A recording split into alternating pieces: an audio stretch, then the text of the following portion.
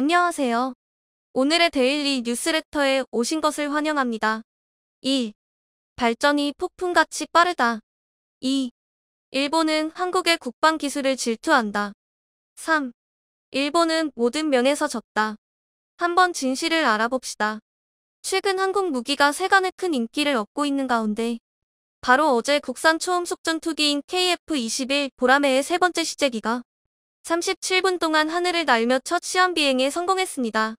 그런데 아이러니하게도 일본인들이 한국과의 기술력 차이를 느끼고 현재 안타깝다는 반응을 보이고 있는데 지금부터 자세한 내용 한번 살펴보도록 하겠습니다. 지난 5일 경남 사천 제3을문 비행단에서 KF-21 시제 3호기가 오후 1시부터 오후 1시 38분까지 하늘을 누볐습니다.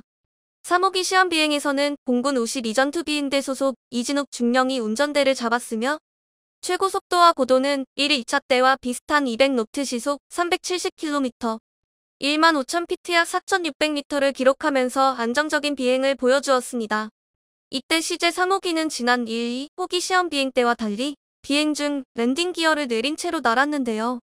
앞으로 1, 2호기와 동일하게 초기 비행 건전성 시험을 시작으로 고도 및 속도, 기동 능력 등 각 분야 영역 확장 시험과 각 궤동의 성능 시험을 함께 시행할 예정이라고 합니다.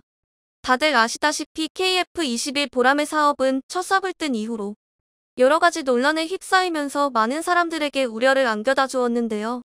역시나 가장 주요했던 문제는 한국 정부가 60%, 한국 기업 한국항공우주 카이 등이 20%, 인도네시아 정부가 20%의 자금을 투자해 개발하기로 정했는데 인도네시아는 일부 분납금 지불만 진행한 후 전염병 때문에 자국의 경제 사정이 어렵다는 이유로 분납금을 납부하지 않으며 한국에 파견한 기술진 또한 철수시켰습니다.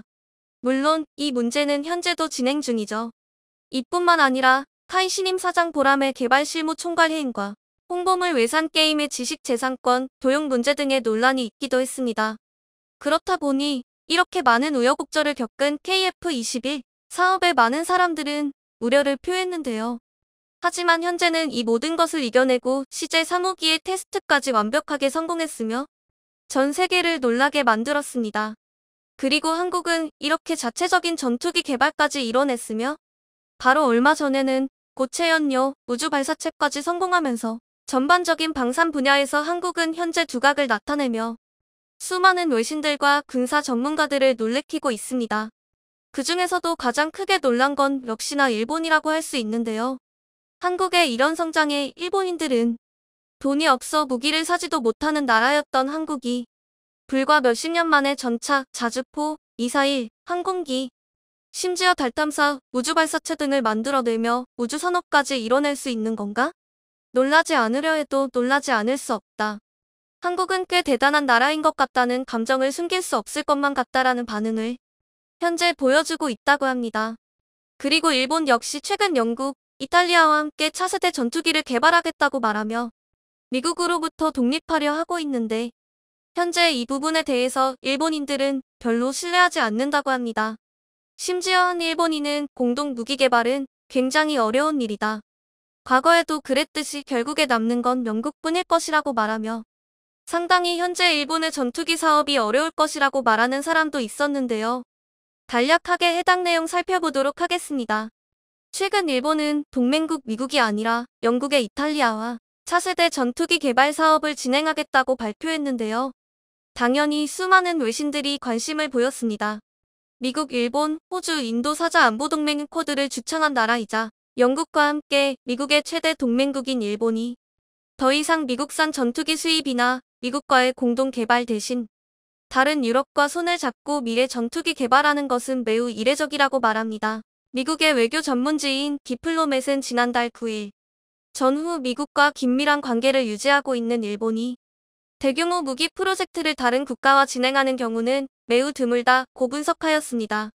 이 부분에 대해 일본은 미국과의 개발 일정이 맞지 않아서 다른 나라를 물색했고 뜻과 일정이 맞는 영국, 이탈리아와 합작하게 됐다고 말했지만 디플로맷은 일본이 미국의 5세대 전투기인 F-35를 넘어서는 새 전투기를 개발하는 동시에 비용과 리스크를 낮추기를 원한다고 하며 개발 과정에서 동등한 대우를 받길 원하는 것이라고 분석하였습니다. 실제로 일본은 미국의 최측근 동맹국이기는 하지만 어딘가 이끌려가는 듯한 분위기가 연출됩니다. 하지만 영국과 이탈리아와는 외교 및 군사 분야에서 대등한 관계로 기술 확보 및 향후 업그레이드 측면에서 기술의 주도권을 될 수 있는 것으로 판단됩니다. 장기적으로는 개발 완료 후 일본이 아시아에서 판매를 하고 유럽에서는 영국과 이탈리아가 담당하면서 수익성을 높일 수 있다는 것 역시 일본의 감춰진 속셈이죠. 그런데 이 같은 공동 개발 사업은 사실 매우 어렵습니다.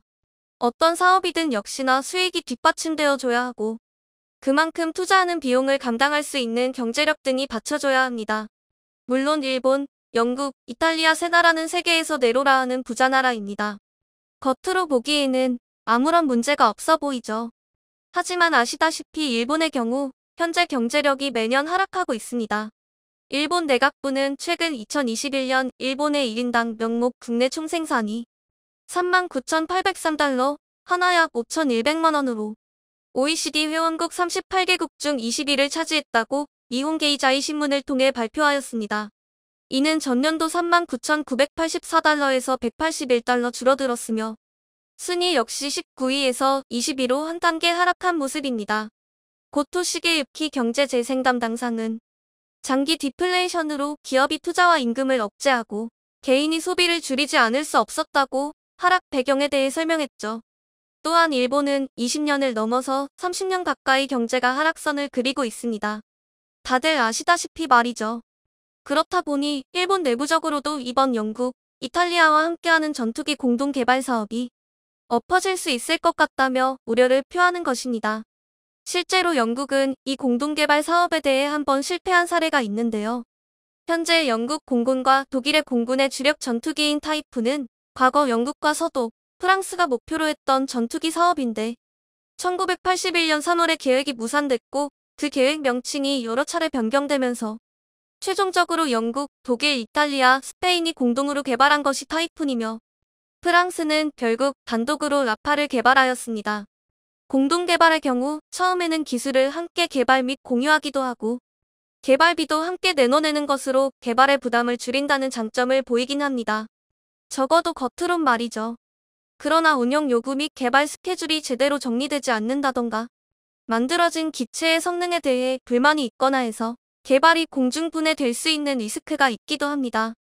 지난해 7월 전자장비 메이커 레오나르도 UK와 미쓰비시 전기는 차기 전투기와 템페스트용으로 최신 전자센서 시스템을 개발하기 위해 작업 분담금 등에서 합의하고 다음 스텝으로 이어갈 것이라고 발표했습니다. 또 같은 달 영국의 국방장관이 5년 이내에 템프스트를 도입한 기술 입증기의 비행을 실시하겠다고 발표했습니다. 그러나 2016년 스텔스 전투기 개발을 위해 심신의 비행을 실시한 것과 마찬가지인 셈이죠. 하지만 현재 일본은 장비품을 빨리 결정해달라고 영국 측으로부터 재촉받고 있다는 이야기도 흘러나오고 있습니다. 또한 현재 진행 중인 두 국가 간의 공동 개발을 하는 차기 전투기는 영국 롤스로이스와 일본의 IHI가 공동으로 개발하는 최신 엔진을 탑재할 예정인데 과연 이 개발이 기체 자체의 개발 스케줄과 함께 진행될 수 있을지도 재미있는 관전 포인트가 될 전망입니다. 물론 앞서 말씀드렸다시피 영국은 유럽에서 일본은 아시아에서 수출을 노릴 수 있지만 일본은 해외로 무기를 판매한 경험이 여전히 적습니다. 그렇다 보니 자연스럽게 일본은 영국의 하위에서 뒷받침하는 역할을 하지 않을까 하는 게 일본 네티즌들이 우려를 표하는 가장 큰 이유입니다. 실제로 일본인들 중에서는 과거에도 그랬고 현재도 그렇고 일본은 기술력이 너무너무 부족하다. 심지어 판매를 할 수 있는 역량도 부족하다. 그러니 지난번 미국에 이끌렸던 것처럼 이번에는 영국에 이끌려 결국 줄줄 따라다닐 수밖에 없을 것 같다라는 반응을 보이는 이들도 있었습니다.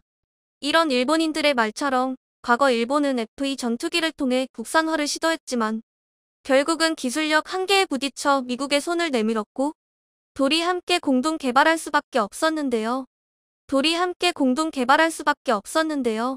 이 F-2 전투기는 일본 항공자위대에서 운용 중이던 다목적 전투기인 기존의 미쓰비시 F-2를 대체하기 위한 사업인 FSX 계획하에 미쓰비시 중공업에서 개발을 담당했습니다. 그러나 개발 전부터 여러 논란에 휩싸인 기종인데요. 주로 국산화에 대한 과도한 집착이 논쟁의 물씨를 지폈고 일본 기술력의 한계와 정치 외교적 배려 및 압력으로 결국은 미국과 공동 개발 형식으로 진행이 되면서 완전한 국산화에 실패하였습니다. 1988년 전후 1세대 자국산 전투기 미쓰비시 F1 지원기의 내구 연한이 다 되어가자 항공자위대와 일본 정부는 조속히 후속 기종을 만들어야 하는 상황에 놓이게 됐습니다. 항공자위대는 FA-18급 기종을 요구했지만 10년 후에나 획득할 수 있다며 국산화하자는 사람들의 반발을 사야만 했습니다.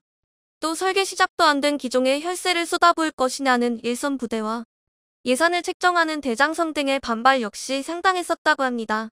당시 대장성은 개발에 1650억 엔을 예산으로 책정했는데 FA-18급 전투기는 무려 4배에 가까운 6천억 엔이 들 것이라는 예상이 나오자 그야말로 비명을 질렀습니다. 다른 무기들의 개조안도 제시되었지만 예상 가격이 천정부지로 올라버리자 결국 해당 안이 폐기되며 F-14의 직도입까지 거론되었죠. 최종적으로 독자 개발 혹은 F-16을 기반으로 개발하자는 두 가지 안이 남게 됐으며 결국은 경제 및 정치적 판단하에 미국과 공동 개발하기로 결정됐습니다. 물론 아쉬움이 남았지만 방위산업 분야에서 종합적으로 미국이 일본을 압도했고 F-2 모델이 탄생했죠. 게다가 실전 배치에 있어 10년 이상 지난 지금 밝혀진 자료를 보면 순국 산화했다면 요구 기간 내에 개발 완료는 절대 불가능했을 것이라는 의견이 지배적이라고 합니다. 미쓰비시와 가와사키 중공업 양측이 제시한 안은 설계에 손도 안 댄 개념안에 불과했으며 엔진은 처음부터 국산화를 포기할 정도였다고 합니다. 그렇다는 건 미국과의 공동 개발은 일본 내에서도 어쩔 수 없이 결국 선택할 수밖에 없었던 거라는 말이 흘러나오죠. 하지만 현재 이 F-2 모델은 여러 사고 사례를 낳으며 안정감에 있어서 불안하다는 느낌을 받고 있습니다. 조종 중 조종관이 빠지고 조종사의 노력으로 스틱을 눌러 쥔 채로 착륙에 성공하는가 하면 창정비 후 미쓰비시 공장에서 테스트 비행을 위해 이륙 중 추락해 대파됐습니다. 이때 원인은 정비 중 조종 계통 배선을 반대로 꽂힌 것이라죠. 이 밖에도 정비 중 뒤쪽 기어가 갑자기 수납되며 기체가 주저앉기도 했고 착륙을 지원하는 드래그 슈트 모듈을 비행 중에 분실했고 오른쪽 주익하면 패널이 비행 중에 떨어져 나가기도 하는 등 여러 문제를 일으켰습니다. 때문에 일본인들의 경우 결국 일본이 자체 개발하지 못한 건 기술력 부족이고 공동 개발 역시 기술이 없어 주도하지 못했다는 것을 이야기하면서 일본의 이번 신형 전투기 공동 개발에 대해서도 반감을 드러내고 있는 것입니다. 이와 동시에 일본인들은 한국은 자체 기술력으로 KF-21 보라매를 3차 시험대에 올렸고 비행에 멋지게 성공했으며 이대로라면 곧 양산에 들어가 한국 공군의 실전 배치함과 동시에 세계의 판매까지 이뤄질 수 있어 전방위적으로 한국 방위산업이 더 발전한다는 것에 충격받고 있습니다. 실제로 현재 일본인들은 한국의 무기산업은 이제 전투기 분야로도 확대되어 앞으로 더 승승장구할 것 같다. 한국은 이렇게 계속해서 앞으로 전진하고 있는데 일본은 계속 실패만 하고 이번에도 또 실패할 가능성이 제기되고 있다. 그 점이 너무 부끄럽고 한국이 너무 부럽다. 라는 반응을 보이기까지 하고 있습니다. 물론 이 와중에도 한국산 무기는 싸니까 팔리는 것뿐이라고 시기 질투하는 사람도 있었는데요. 그럼 지금부터 한국의 KF-21 사업 성공 및 잘 팔리는 한국 방산을 본 더 많은 일본인들의 반응 한번 살펴보도록 하겠습니다. 일본은 분야를 막론하고 한국에게 지고 있어. 지금 상황에서 한국을 앞지르자는 것은 죽자는 소리나 다름없어. 한국은 계속해서 앞을 향해 나아가고 있고 일본보다 훨씬 더 빠른 속도로 말이야. 일본이 한국을 따라가려다가 괜히 삐끗하면 완전히 기울어져 버리고 말 거야. 정답일 거야. 일본은 지금의 경제 기반마저도 잃어버린다면 아무것도 할 수가 없단 말이야. 이미 예전에 벌어놓은 걸로 겨우겨우 버티고 있는 수준인데 한국은 이렇게 무기까지 잘 팔리고 있으며 성큼성큼 그 격차가 벌어지게 될 거야. 한국은 지금껏 능력을 보여주었습니다. 무기를 겨우겨우 수입해서 쓰는 나라에서 완벽히 수출하는 나라로 바뀌었어요. 하지만 일본은 지난 수십 년 동안 쇠락의 길만 걷고 있죠. 이것만큼 큰 차이는 없어요. 그것도 그런데 만약 두 나라가 같이 망한다고 가정했을 때 한국은 다시 성장할 수 있는 기반 시설이 지금 차고 넘칩니다. 일본은 지금 한국을 따라가는 게 아니라 역전하려고 한다는 건 사실상 자살행위나 다름없어. 한국의 방위산업 분야가 계속해서 발전하고 있는 건 러시아 덕분입니다. 어떻게 보면 한국에 있어 러시아는 과거 기이나 다름없어요. 그렇다는 건 일본 역시 어디에서나 기이 나타날 수 있다는 깁니다. 이번 영국, 이탈리아일지도 몰라요. 우리는 뭐든 해봐야 합니다. 왜 그걸 거부하는 비가요? 그러기에는 뭐라도 있어야 한다. 재능이 있어야 한다고. 하지만 일본은 아무것도 갖춰놓지 않았어. 아무것도 할 수 없는 나라라는 거지. 그런데 귀인이 나타났다고 우리가 그 귀인을 알아볼 수 있을까? 아니라고 생각해. 제 발로 걷어차버리는 수밖에 없어. 안 그럼 모두가 굶어 죽을 거거든. 일본이 한국을 부러워해서 신형 전투기 모델을 만들고 있다고 해도 과언이 아니다. 일본은 지금 국방에 많은 비용을 지출했어. 앞으로 몇 년은 더 많은 비용을 지출한다고 했어. 과연 이게 가능할 수 있을까? 의문만 남아. 일본 곳곳에서 신음이 터져나오고 있다고. 일본은 영국을 어떻게든 잡아야겠다고 생각하고 있을 게 분명합니다. 그러나 한국은 누구의 도움 없이 세계로 무기를 팔고 있어요. 심지어 세계에서 가장 잘 팔리는 무기가 한국산입니다. 과연 싸다고 물러을 잘 팔 수 있을까요? 더구나 누군가를 지키는 무기인데 말입니다. 한국산 무기가 저렴한 건 맞습니다. 하지만 거기에 하나를 더해야 합니다. 한국산 무기는 일단 좋아요. 그렇기 때문에 팔리는 겁니다. 그런 멍청한 나라는 이제 없어요. 현재 한국 수준의 방위 산업을 운용할 수 있는 나라는 아마도 미국이나 중국 밖에는 없어. 막대한 비용을 투자하면서 앞서 나가고 있어. 대신에 한국은 그보다 경제력이 떨어지니 한 단계 아래라는 평가도 있지만 뭐 어쨌든 성과를 잘 내고 있잖아. 오히려 중국보다도 훨씬 더 말이야. 그 두 국가에 비해서 오히려 혁신적인 것들도 꽤 많아. 미국이나 중국보다도 훨씬 더 뛰어난 부분도 있다고. 그러니까 요즘 미국도 한국 무기에 관심을 보이는 거 아닐까? 그런 것 같네. 우리는 먼저 나서서 공동개발을 추진하고 있지만 한국은 제안이 들어온다고. 부탁하는 사람의 입장과 제안을 받는 입장은 천지 차이야. 일본은 전자로서 아무것도 할 수 없고 남에게 의지할 수밖에 없는 그런 나라에 불과해.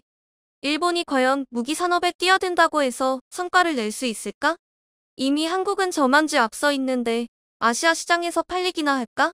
과거의 일본은 이제 없어. 한국산 무기가 저렴한데 강력한 이미지를 가지고 있기 때문에 아시아 시장을 비롯해 전 세계를 호령할 수 있는 거야. 아마도 조만간 일본도 한국 무기에 의존해야 하는 날이 올 거야. 물론 영국의 기술력은 꽤 뛰어나. 세계 무기시장에서도 아직 팔리고 있고 말이야. 하지만 그건 영국일 뿐이야. 우리는 여전히 전범국 이미지를 지우지 못하고 있다. 때문에 일본을 기피하는 나라가 꽤 많다는 거야. 만들어봐야 팔리질 않을 거라고. 문제를 잘 말했어. 일본은 아시아에서 전범국 이미지를 갖고 있다. 그래서 안 팔릴 거야. 그렇다고 유럽 시장으로 눈길을 돌릴 수 없어. 이미 영국과 이탈리아가 꽉 잡고 있을 거거든. 그렇다는 건 우리는 이번에도 내수시장용 무기를 만든 거나 다름없다고. 세계 시장을 잡으려면 우리 자체적으로 기술을 개발해서 유럽에 팔아야 하는데 이렇게 되면 우리는 어디에도 무기를 판매할 수 없어. 한국 무기 부럽다. 부럽다. 진짜 부럽다. 일본은 아무것도 없다. 고장난 전투기 외에는 아무것도 없어.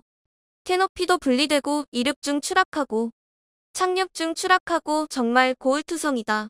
한국도 KF-21이 문제가 많다고 들었어. 지금 겉으로 보이는 것 외에도 몰래몰래 테스트를 진행했다고 들었어. 내가 다 주의 들은 게 있어서 그런데 한국도 엉망진창인 상황이야. 곧 KF-21 사업을 갈아엎어야 한다는 소리가 들릴 거야. 기대하라고. 이번에 한국이 만든 KF-21은 폴란드에서 눈독을 들이는 것 같더라. 인도네시아는 긴장해야 될 거야. 그리고 일본 역시 또 부러워해야 할 거야. 왜냐면 KF-21은 아시아에서도 팔리고 유럽에서도 팔릴 거니까 말이야. 한국은 계속해서 경제가 성장하네. 안보 정책 때문에 그런 것 같은데 그래봐야 여전히 비교가 안 될 게 뻔하다. 전범 국가에게 너무 많은 권한을 주려고 또 전범 국가의 무기를 사려고 하는 국가는 거의 없어. 국제사회는 더 엄격하게 나올 게 분명하고 말이야. 누군가 지금 한국의 기술력을 1900년대로 착각하고 있는 것 같아. 일본은 황새를 따라가려다가 가랑이 찢어지게 생겼어. 제발 뭘 하지 않고 국민을 돌봤으면 좋겠어. 물론 현재 전 세계가 냉전에 돌입했고 힘든 상황은 맞지만 지금 일본은 낮은 자세를 취하는 게 좋지 않을까? 그걸 원해? 정말로 그걸 원하는 거야? 일본의 군사력은 세계 수준이야. 그런데 왜 우리가 머리를 숙여야 하는 거지? 난 이해하지 못하겠어. 물론 한국이 많은 성장을 이뤄 일본을 추월했지만 여전히 일본은 세계 강대국이야. 그러니까 전혀 꿀릴 게 없단 말이지. 그걸 말하는 게 아니잖아. 일본 국민들의 생활을 봐보라고. 너무 피폐해. 밥을 먹지 못하는 사람들도 엄청나게 많아. 한국을 거지라고 놀리던 일본이 이제는 놀림을 받아야 하는 상황이 돼버렸어. 그런데 저렇게 국방에 혈세를 투자한다니 터무니없다. 우리 국민들이 너무 불쌍해. 한국은 자체적으로 모든 무기를 만들 수 있게 됐어. 더구나 우주산업까지 발전하고 있다고. 정말이지 한국은 계속해서 승승장구할 거야. 일본은 실패만 하고 퇴보하겠지? 정말 싫다 싫어.